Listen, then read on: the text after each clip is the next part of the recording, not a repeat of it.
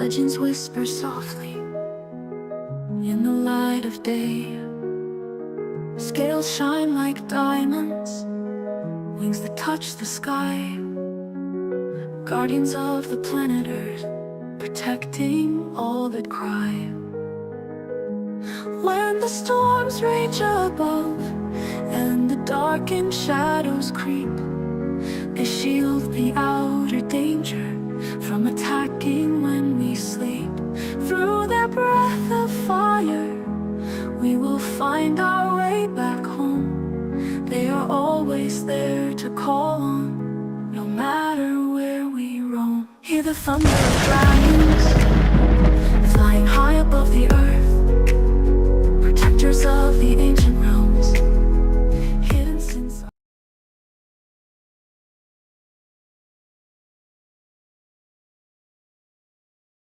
And here we are once again. Welcome to the Heartfire Chronicles podcast, and episode number 3. Just me and you, so to speak, for tonight.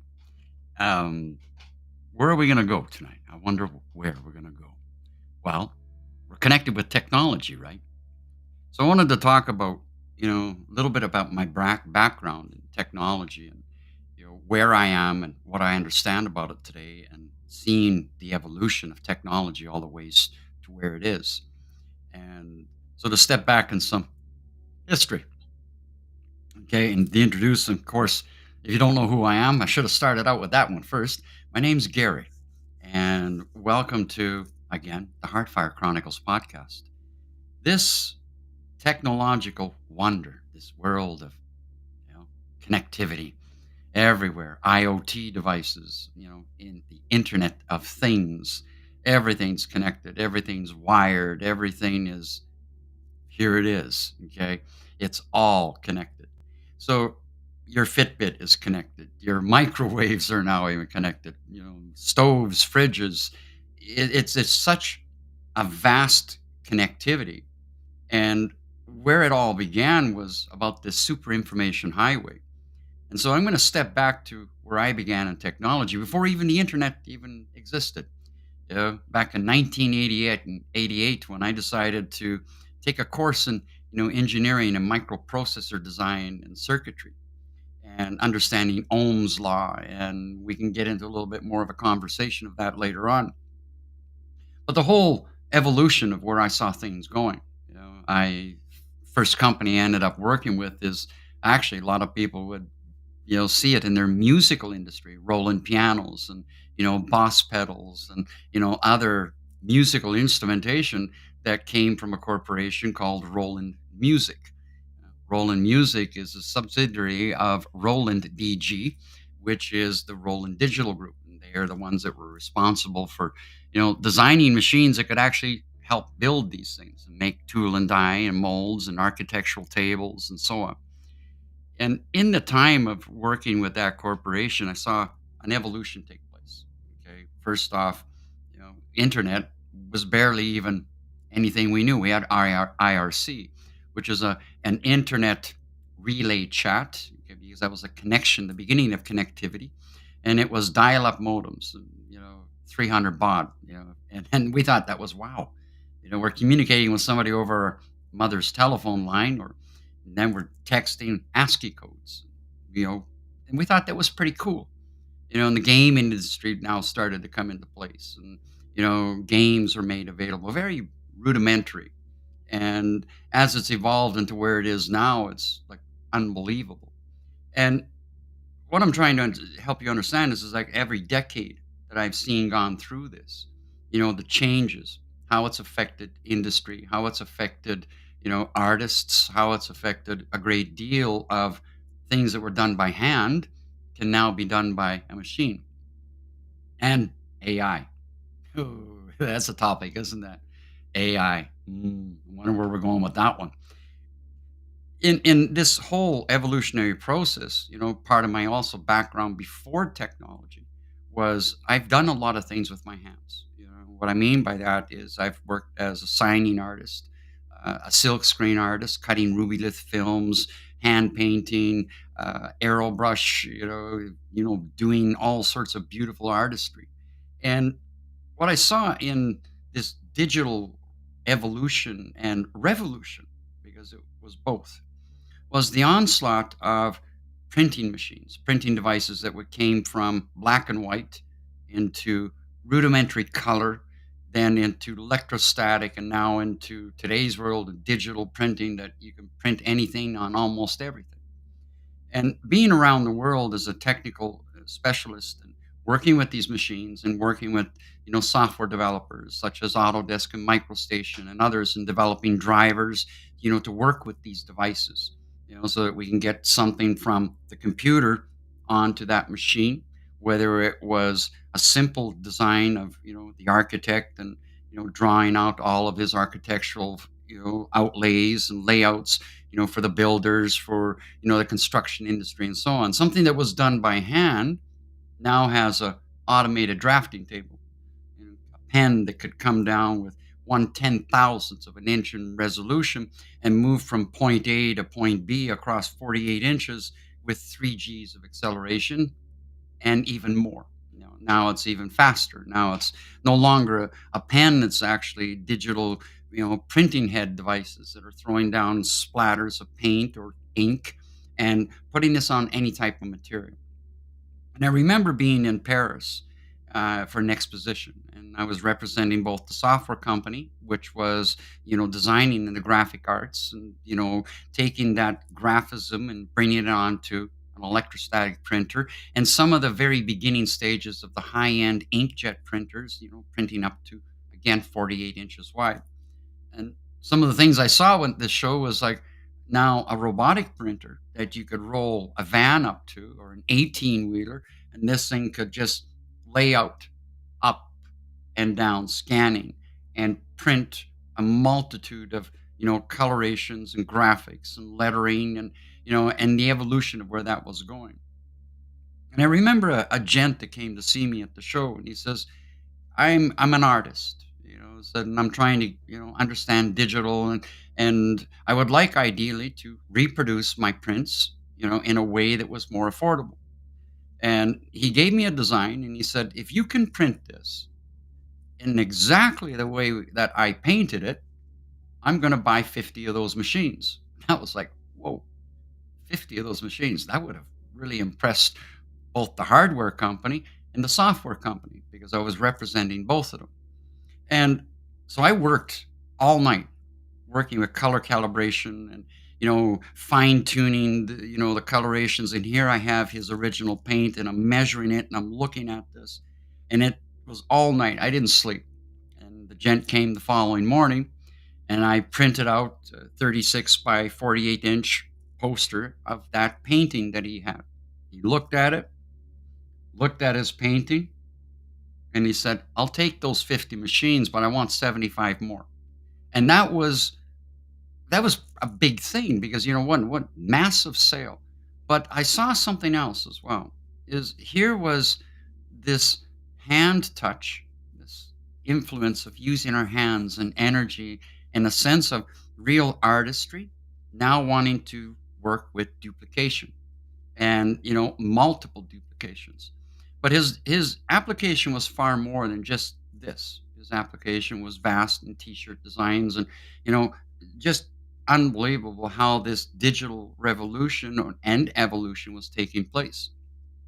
There was also another device that was coming up at that same time. And as I said earlier on, I had been this hand lettering artist, taking a quill, with horsehairs, and, hand painting the lettering, and, taking the time to flow this out, and then, even cutting rubylith screens, and, for the four color process, and laying down four colors, and so on and so on and so on.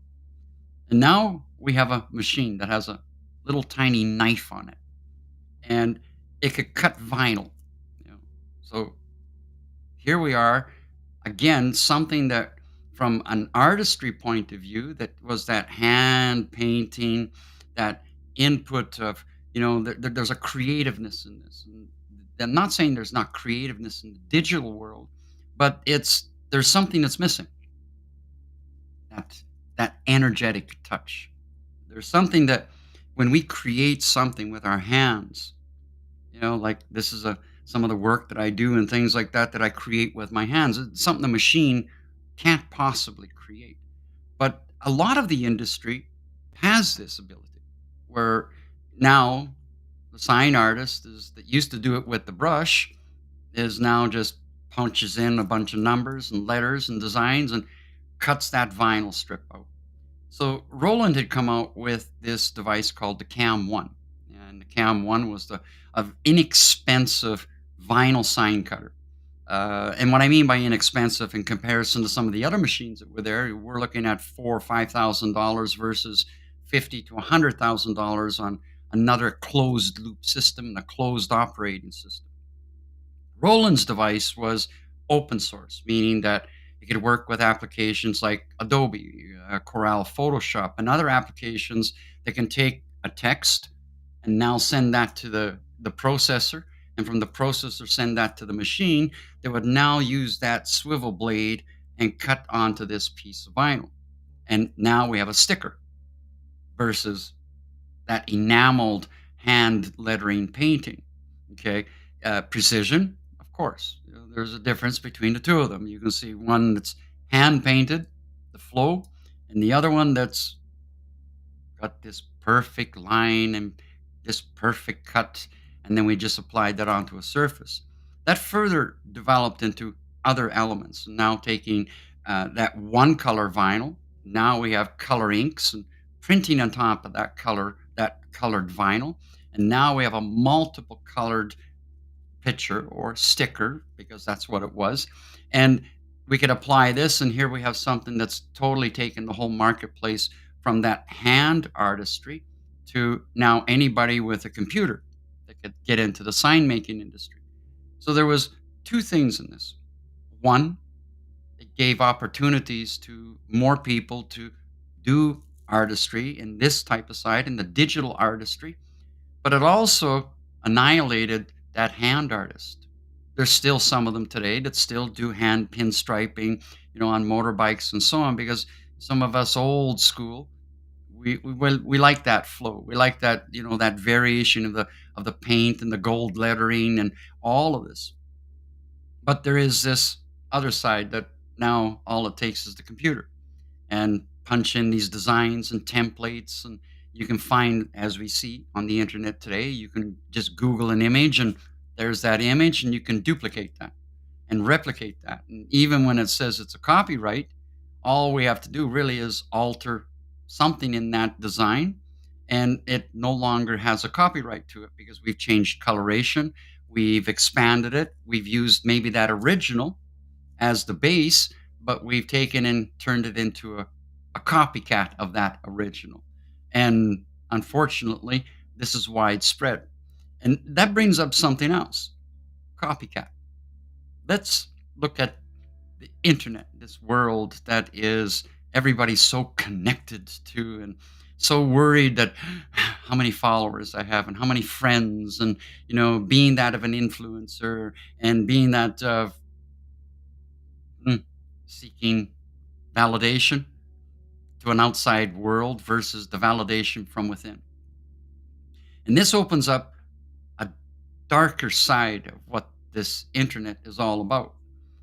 This whole of the internet, and the bashing of one social media program over another social media program, that this one's a spyware and that one's a spyware. Well, bottom line, folks, it's all spyware. Everything that connects is spyware. Your Fitbit picks up that heart rate. That's data. That data is going up to a server. It's processing it. And from that server, is it only staying there? No, it's going everywhere. Okay. So if we get away from bashing one social media program or one application over another and understand the source of it, the source of it is that if it connects, it collects. And it's everything: telephones, computers, anything that is connecting to that internet, that data way, that pathway, is collecting information to a point where right now, even your Wi-Fi or Wi-Fi, I say Wi-Fi, that box, that router, Okay, that's a collector point. So that box that you connect into that creates that home network and mesh network, whatever technological word you want to use, is allowing you connectivity. But it's also doing something else. Some researchers have actually developed algorithms that Wi-Fi that's beamed all around you is able to detect human or living movement, meaning that you as the human, as you're walking around in your space, and let's say you're walking around in your birthday suit, this technology allows it to pinpoint like radar. And so every movement that you are making, from sitting on your toilet to making love in your bedroom to picking your nose sitting on the couch, can be seen as if it's X-ray. X-ray radar. Just think of all those beams going around you. And so it's beaming and bouncing off and pinpoint accuracy as to exactly what you're doing. So before you start saying that this program is spyware and that one's spyware and bashing it, everything that you got that's connected is spying on you. Even if you shut down everything in your house and have no Wi-Fi connectivity, you're going to step on the outside world and there is towers and repeaters and 5G and all the radio signals out there that's able to be used mapping. So it can map everything to the point that that satellite way up there can pinpoint you to a T, to exactly where you are. So how do we avoid this? Well, one would say shut everything down, but yet the world is still connected. Faraday cage, there's an ultimate. You can build a house with a Faraday cage and then have nothing that's connected and nothing can get through that Faraday cage. So now you're in a protected space. But as we're going in this world right now and technology is moving forward, we can see two sides to it. It can be used as a useful tool. It can also be used as a destructive tool. The usefulness of it is that it gives us access to connectivity to maybe speaking to somebody on the other side of the world that we never would have spoken to before, except for maybe a telephone call, but that would have known one person. Now, with the way social media platforms work, as what I'm doing right now, I can speak to hundreds of people at the same time. And we can connect in a way that allows us to connect in a collectiveness, in unity, and bringing forth philosophies, understandings, knowledge, or we can connect in a way that is manipulative, narcissistic, and seeking that validation. The selfies, that proclaimed, look at me, see me. What am I showing? Who are you showing? And why are you showing? And when you look at this, why is it so important for you to be up on that live and our selfie and making all those poses and showing this to the world? Have you ever asked that question, why? And in today's youth, we are so disconnected from life, from the truth of life, disconnected from nature, disconnected from the ancestors and their knowledge, because we say that's old and that's passe. And you know what? As the younger generation, we don't want to listen to you old folk. Well, yeah, I'm a boomer. Am I old? I'm mature, but that doesn't mean I'm old. And the essence of maturity comes in many different forms, no matter what age it is. The maturity is also in part discernment. You're connecting to that world. You're showing yourself to that world. Are you using discernment? Is it all about your flesh? Is it all about, like, hey, I got to put myself out there on maybe the fans only pages or whatever? And is it purposeful? Is it something that's meaningful? Does it have value? Is it morals? Or have you forgot about this is your temple? Do you honor your temple? Do you respect your temple? Do you have values and morals? Or is it only about how many friends and fans that you can have and showing yourself off to the world. Now, think about this. You're showing yourself off to the world. There's a dark side to that connectivity. In the essence of maybe this vessel of yours has a certain value to others, okay, in the sense of slavery, in the sense of pedophilia, in the sense of many, many, many deep, dark circles. So, what are you showing? Are you maybe putting yourself at potential risk? Because now you've been identified as maybe a certain blood type, okay, that has a higher value. And we can go deeper into this, but this will be more of a podcast coming down further on down the line and mm, some harsh information for you to see and some truths that are out there. Whether you want to see it or not, it's part of the reality. And if you want to keep running away from it, then you're only enabling the problem and you're allowing it to continue. But what I want to help you to understand in this world of connectivity is that you have to be very, very diligent and use extreme discernment of who you're communicating with, who's sending you direct messages, what you're showing to the world, what you're showing on your social media in the essence of here's my image. And if we see what AI is capable of doing, I can take that one photograph and I can now use an application and speak a couple of words into it. And it takes your photograph and your words and creates an AI character that's almost pinpoint accuracy to what you are as a living being. So let's say, for an example, you took that picture of yourself. Beautiful photo. Your makeup's all done or whatever, okay? Whatever image of vanity that you want to show to the world. And that's picked up by that AI. Okay? Now there's a darker side. That AI image can now be incorporated into a film that maybe you don't want to be seen in because now it's using you as a character and portraying some act that has no morals, has no values, or maybe it's setting you up for value in a consumer type marketplace. I'll let you explore that one a little bit. In this essence of this connectivity and being an online person and coming in or an online personnel and bringing this information to you or sitting with you at nights and doing lives and experimenting with music and experimenting and showing you different types of medication or meditations and breath work and connectivity. There is another side of this.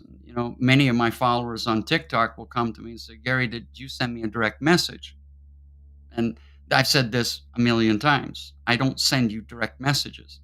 You want to connect with me, you want to connect with my services, you go to my website, you read all about what I'm capable of offering, you see the services, and now we have a communication through email. But we see a lot of these copycat profiles, duplications of people on the internet, and now being used for other precarious activities, bait and switch, as an example.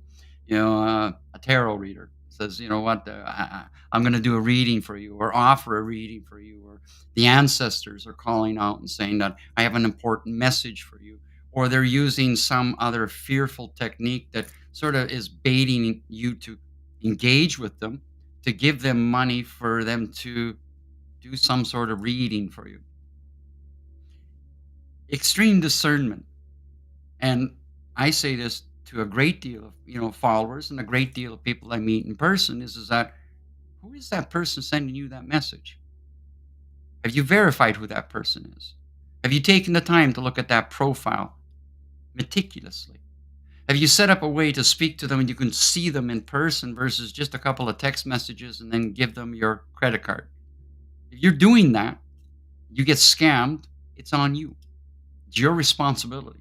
It's your responsibility to open your eyes, to see everything and question everything, not just once, but question it twice, question it 3 times, question it as many times as you want until you're absolutely certain before you decide to do any type of engagement in this world of the internet with anybody. You can have spent a year, and I have a story with this, and a young lady and child that spent a year communicating with somebody, military soldier, so to speak. Okay. And what happened? She formed what she felt was a solid relationship. There was, a good friendship that was there. Military person up there doing the things for the country. And he asked her if she could cash a check for him because where he was in the part of the world, he couldn't have access to his funds, whatever the story was. So she decided to do that for him. So she got this check, $5,000, cashed it, sent the money to him, and he disappeared. And she was left on the hook for that $5,000. So even when you think you know somebody, again, anybody that is going to come to you and say, "Can you, send me some money? Can you cash a check for me? Can you send me a telephone or any type of a sob story?" Be aware that they're playing on you and they're prying or trying to, the predatory side of it is to, "I want something from you."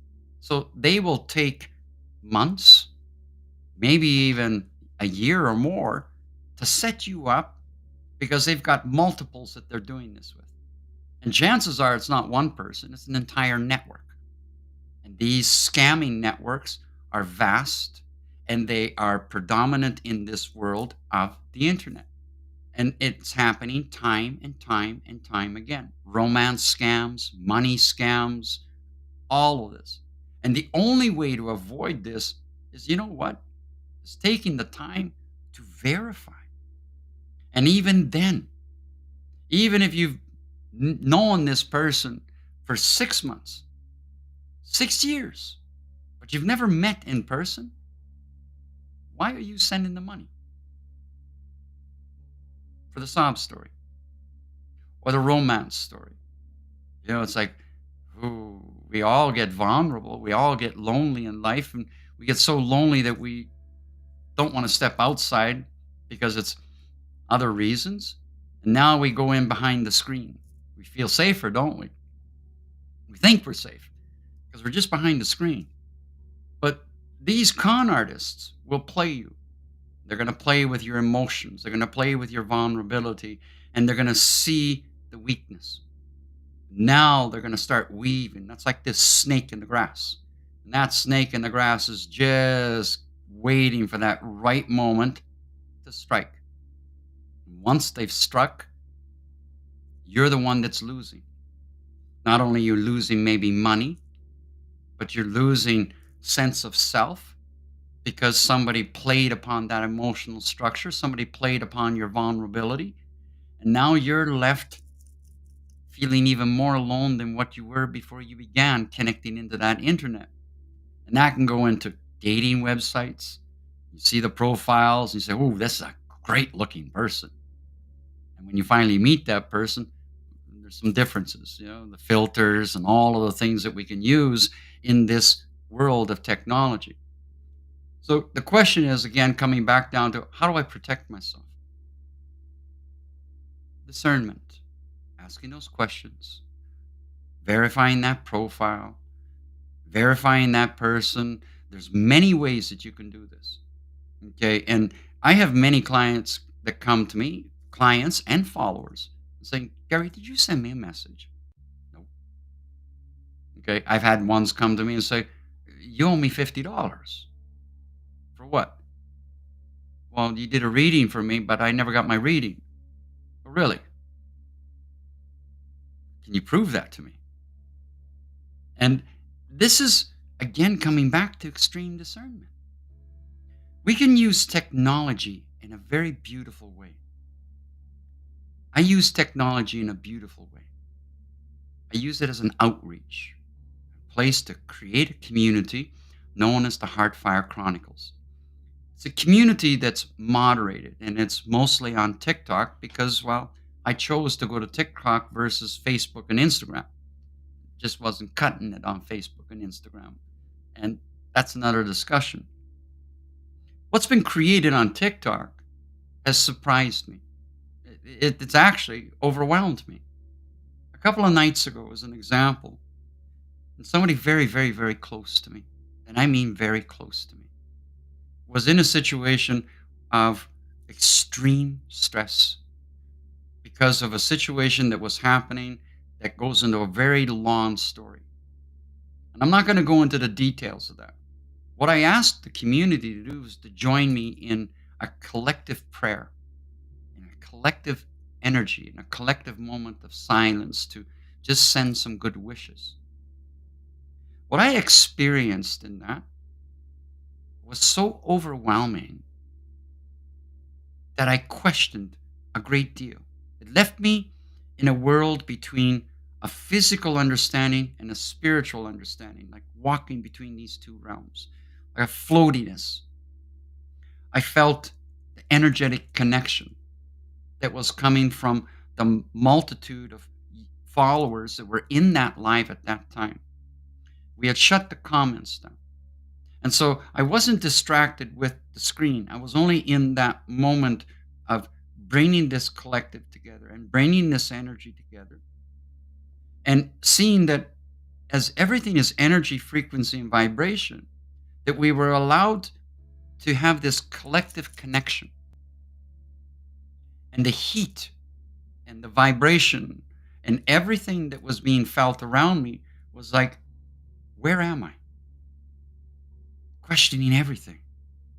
The emotions that came forward, the sense of this empath, compassion, and concern that was coming from a community that you've never met me in person. You've never met the person in question that I'm asking you to send this energy to, and yet you did. You showed me something that, in the essence of using technology, that we were able to come together as one people, regardless of our age, gender, color, creed, language, or walk of life. And no matter what was going on in your life, you put that aside and we came together as this collective unity and a collective consciousness. And when we understand that there is a collective consciousness that connects everything through energy, frequency, and vibration, your energy, frequency, and vibration during that live connected to everybody that was there from around the world. We connected from the four corners of the world through technology. Something that our ancestors would go like, that's not possible. But yet it is possible. So we can use technology in a very, very helpful, very loving, very compassionate, very educational way. But we also have a lot of narcissism out there that portrays of labels and images and the so-called messiahs and I'm this guru, and it's a narcissistic movement because what they're putting out there in this world of technology is not the same person that's walking down the street. And we can see this even in local communities that's outside the technology. There's a lot of this, the person that has this image, this look at me, I'm a guru or other, and has played this, finding the vulnerabilities in that small collective. The difference between that and the difference of technology is that that's a small, maybe collective of 30, 40, 50, 60 people. And now we're in the thousands when we go into technology. And we can branch out and we can spread out words, thoughts, even actions and reactions. In this world of internet connectivity and social medias, we also have the cyber bullies. As much as we have the bullies that are walking down the street that are physically being that bully. And these little groups of whatever we want to label them as, think it's fun to, pry upon somebody and, demean them and, speak badly and use this textual cowardness is the way I'll call it, because there is there's no integrity in that whatsoever. It's these keyboard warriors that they think they are that are nothing more than keyboard cowards because they sit behind that other side of the screen They think they can text anything out that they want to, and that thinks that validates them. We see it in the Heartfire Chronicles and the Nightly Lives, and we see it elsewhere. In fact, I speak with, psychologists and psychiatrists that say that there's a rash of this this this listless lostness in today's youth, so connected to the online world that they're disconnected from the real world. And they have put more value into that online world and how many friends and fans they have, that when that disconnection happens and they can't get the connection, they go into anxiety, panic, and fear. And we can look at this and just what happened in that ban in TikTok and hit the United States.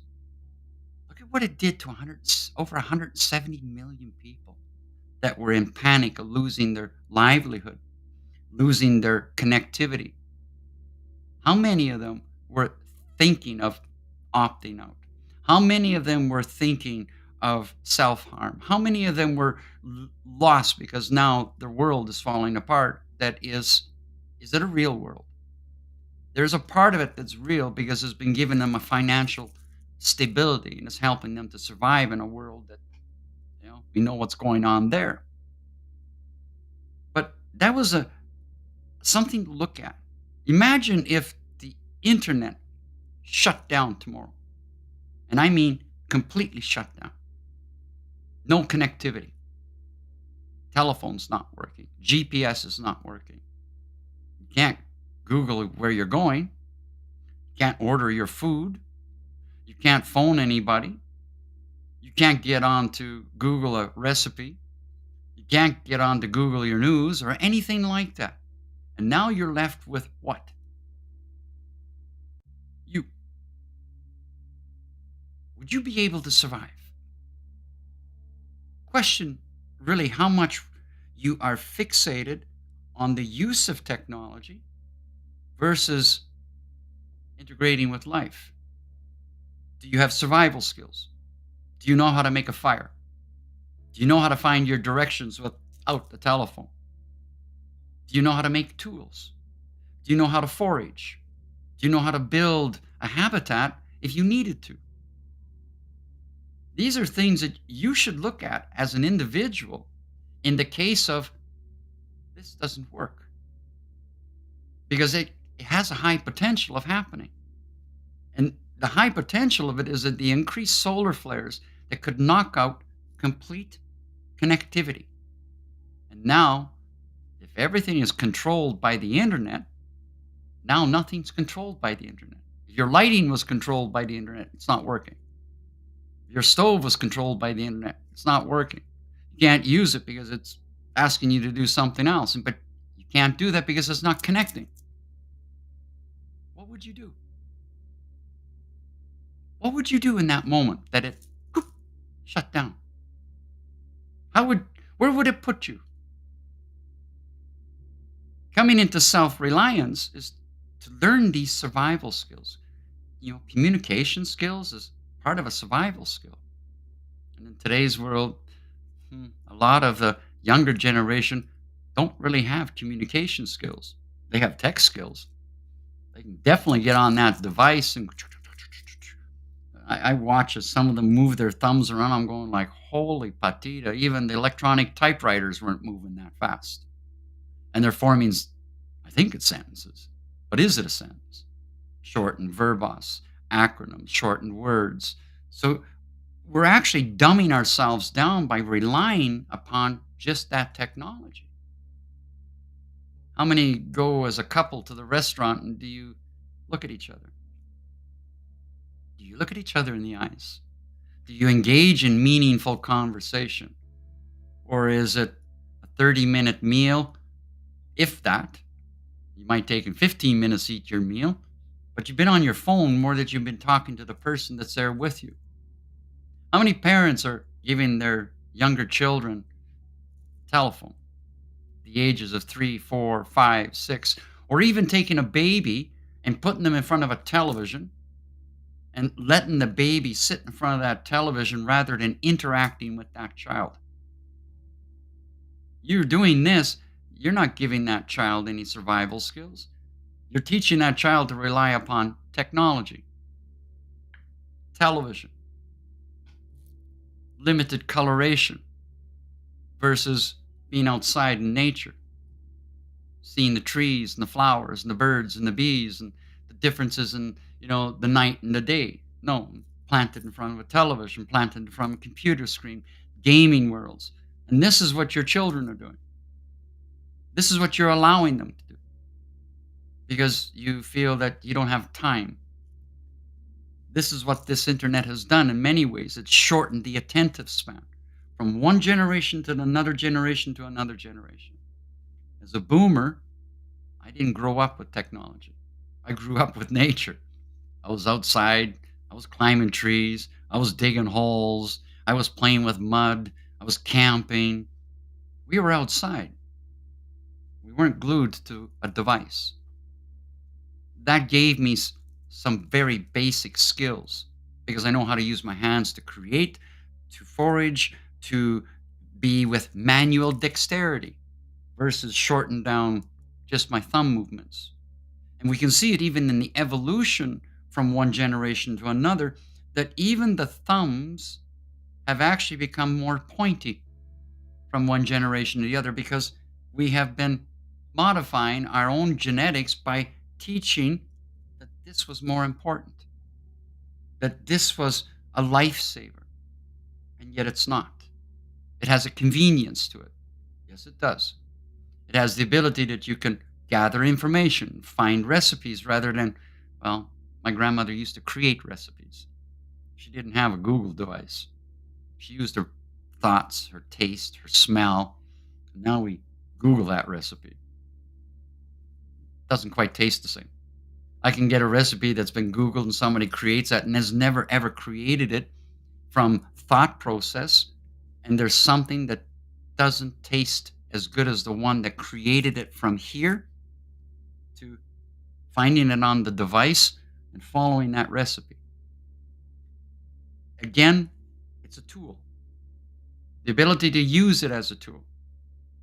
There's nothing wrong with that. But if the tool has become an addiction that's taken away your survival skills, your ability to use your minds and really explore and to expand upon gaining knowledge that is retained versus how long do you retain that knowledge that you've gotten from that telephone?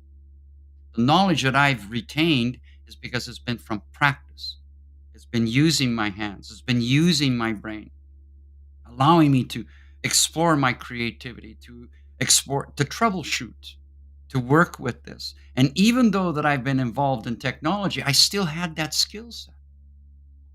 As an example, in the early days of learning this technology and working with Roland as a corporation, we were being trained from the Japanese on how to precisely align and measure the movements of these drafting tables, all these fancy tools. And I remember the engineer from Japan coming in and giving us these tools and saying, this has got to be a precise gram weight, and this has to be a precise alignment. That was cool. I used my fingers. I measured the tension of those pulley wires with my fingers. And that engineer looked at me and he said, that's not going to work. That's not precise enough. I said, let me try. That sensitivity that I have in my fingertips and that flexibility that I have in my fingertips, because this is what I've done all my life. I've used my hands, not just on a device, but I've used my hands to create, to, to troubleshoot. And he came and he measured it with that device. It was dead on. He didn't believe it. And he loosened everything off. He says, do that again. I said, okay. Tightened it all up, tested it, moved it back and forth, feeling the sensitivity, and he measured it again. And he didn't say a word. He just walked away because he would not admit that what I did was right and he was wrong. So what I'm trying to say by this is not being boastful. I'm saying be able to use your hands. This ability to use it to do something with your hands and your thought process rather than just relying upon technology to say, here it is. Because the moment that it's not going to be there, what are you going to do? And coming back to protecting yourself on the internet,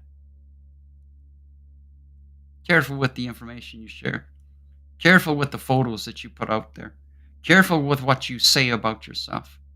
If you don't, it can be gathered and it can be used against you in many different ways. And you have to be ready for that. If you're taking and putting a photo of your child out there, are you ready to maybe see a film that's been created from the picture of your child? What if that comes at you? That photograph of your child is now in some sort of a film that they shouldn't be in. Because this is how intelligent this technology is becoming. The ability to take one photo and turn it into a lifelike character. And we're seeing it in the applications that are coming out.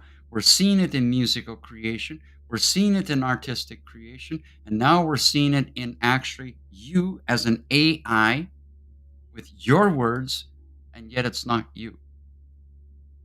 So it's attention to what you're sending out there and what you're doing and what applications you're doing. Somebody asked me, how do I safeguard myself? Unplug it. But even there, it's not 100% fail safe because the world's still connected. But we can come together in a collective way to use technology rightly and to maintain a certain integrity with it rather than just allow it to keep going the way it's going. So I invite you to open up any questions you have towards how do I protect myself or usages of internet or anything you want to talk about in the essence of this world of IoT. Again, IoT is this internet of things because it's just things. You know, telephone's a thing. It's not a person. And if you're more attached to your telephone than you are to the people around your life, then you need to step back and reflect and think about what are you doing as a human being that has compassion and kindness and generosity? Because if you got more importance on your telephone than you do on the person before you, that's not going to be a very, very happy life. So it's open to you to any questions that come forward. And in the meantime, tomorrow night on TikTok, of course, join me for the Heartfire Chronicles once again at 9:30 Mountain Daylight Time. Saturday for Chakra Shake, and something else is coming forward. Some people are asking me, like, Gary, are you doing battles? Not the battles that you would perceive as what we see on a lot of these platforms, but a battle that's really about community coming together, showing maybe in the power of music, and seeing how we can interact with this. Okay, it's something that I'm willing to give a try to, and we'll see where it goes. So questions open to the platform, to the audience, if you have any. I'm going to take a drink of my coffee. Yeah, I'm still drinking coffee. With oat milk. It's a little bit more tasty.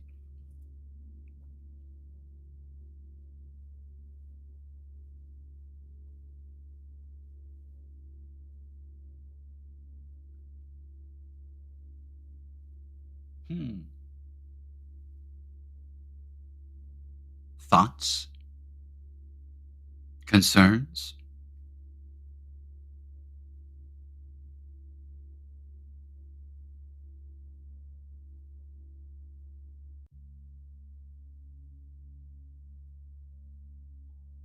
Give it a few more minutes, and if not, then we are going to leave it at that for tonight.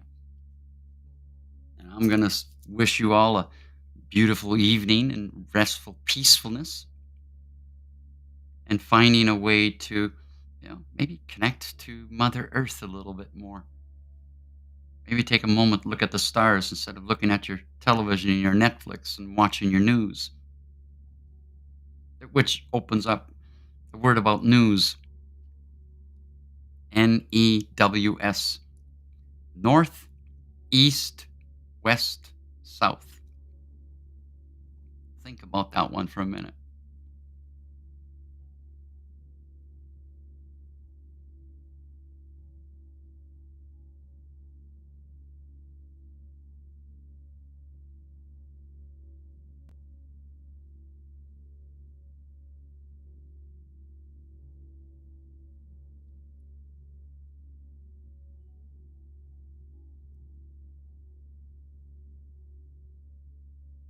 see.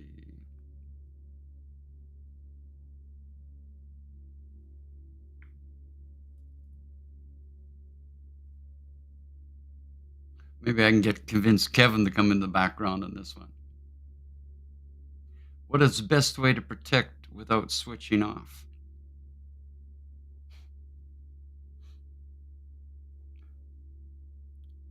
Let's think about this. If that router is still active and you've shut everything off, the router's still active. And as I mentioned earlier on, they're able to now use the router to send waves of, we can say it's a radar signal. And so you can turn off your phone, but the router's still active. And so that router is still sending information throughout your entire space. It's not only it's sending as information and bringing back information, it's also, the EMF that's with this. So you're putting into your space EMF energy that is not natural energy, not natural frequencies. So in order to say, can I protect myself without switching it off? Absolutely not. Shut that router off. Totally turn that telephone off. Anything that is connected that doesn't need to be connected while you're resting, or maybe deciding to play a game with your children, or maybe have a card game or a moment of reading a book. Why are you still having your telephone active? Why is the internet still active? It's a question of what's more important.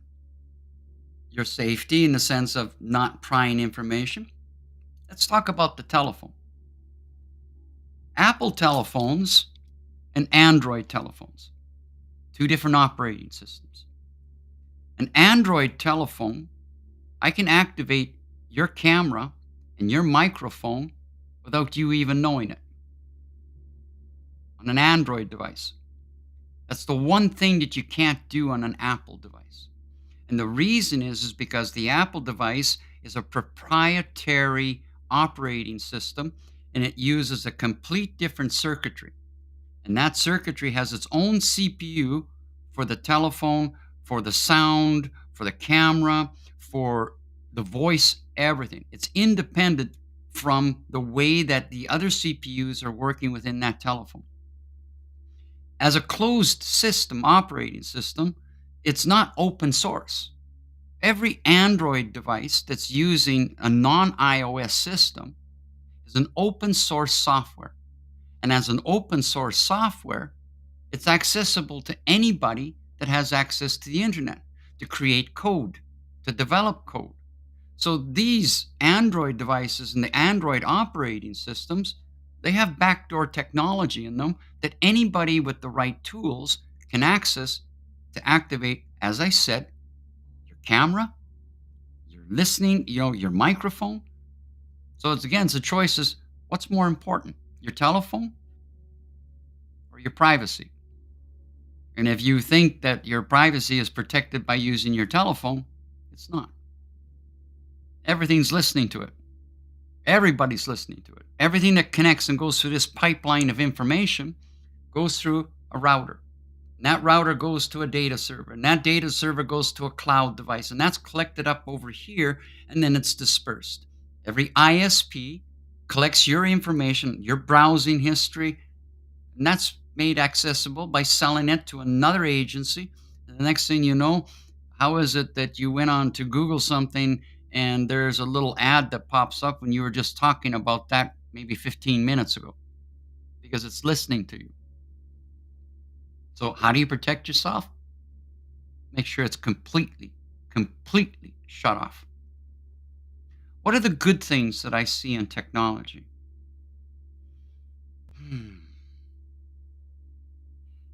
Access to information, I see it as a good way in one part. Something that if I want to go deeper into, if I want to go into a digital book as an example, and I can get that as a digital book versus maybe I can't get that at the library. Maybe it's no longer in existence. Okay, but there's a digital copy of it that allows me access to that information. That's, I can say, is a good point.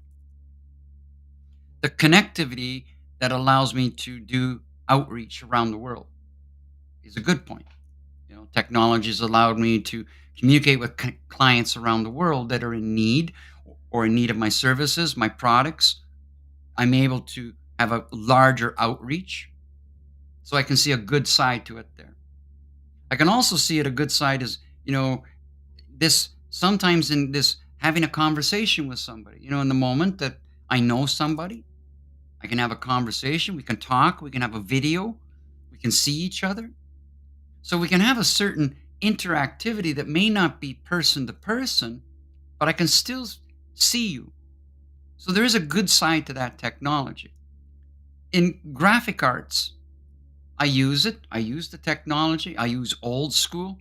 I've dabbled in the AI, but I'm still, in programs that takes a lot more time to do layers and colorations and, moving pixels around and so on. So I'm not saying that technology is not is a bad thing. It is a useful tool if we see it as a tool rather than seeing it as I need my phone. You take your phone to the washroom. Why are you taking your phone to the washroom? That's the one place I go and I have peace and quiet. I don't have to worry about my telephone. And if somebody calls me while I'm in the washroom and has a problem with it because I didn't answer my phone right away, I say, excuse me? I was in the washroom. You want me to answer the telephone while I'm in the washroom? No. No.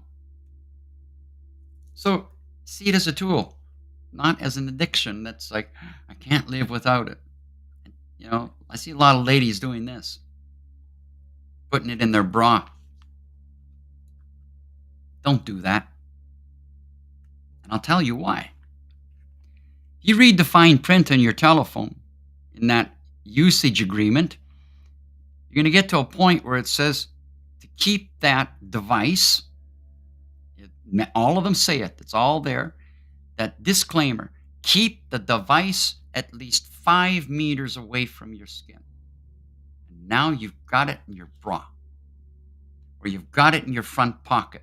Many men put it in their front pocket. Think about your private parts, guys, okay? Because it's generating a frequency that's cancer causing. It has been known that it affects the brain in a way that can develop brain tumors. It can develop cancer in many different ways. So if it says in the fine print, keep it 5 millimeters away from your skin, why are you like this? Even the fact that you're holding it in your hand, if I take an ohm meter that measures voltage, you put that device in your hand, and I'm going to take the hand that doesn't have that device in it, and I'm going to connect the ground to the earth. I'm going to measure, there's a voltage that's going through, a frequency, an energy. You take that device out of you, and I measure differently. So this thing's transmitting through your entire body, right down to the silica of your bones. Use it wisely. I have, reason why I have this in the back. That's an organite crystal. At least it helps offset some of the EMF radiation. I never put this to my head. I use my speakerphone. I don't use Bluetooth headsets. I use a wired headset. And so, think about it. So if there's no more questions, I'll see you tomorrow night on TikTok at 9:30 Mountain Daylight Time for a community of high vibration. We'll see you then. Until then, good night, à bientôt, and namaste. In the heart of the mountains, where flying shadows play, legends whisper softly in the light of day. Scales shine like diamonds, wings that touch the sky, guardians of the planet Earth, protecting all that cry. When the storms rage above and the darkened shadows creep, they shield the outer danger from attacking when we sleep. Through their breath of fire, we will find our way back home. They are always there to call on, Hear the thunder of dragons flying high above the earth, protectors of the ancient realms, hidden since our birth. Feel energy that rises, feel the fire in your heart, creeping up your body, awakening the start. In the depths of the forests, where spirits dance and sing, dragons listen carefully for souls that are calling. Then breathing life a fire, a flicker of the tail. Their hearts all beat in unison, that is timeless in this veil. When the storms rage above and the darkened shadows creep, they shield the outer danger from attacking when we sleep. Through their breath of fire, we will find our way back home. They are always there to call on, no matter where we roam. Hear the thunder of dragons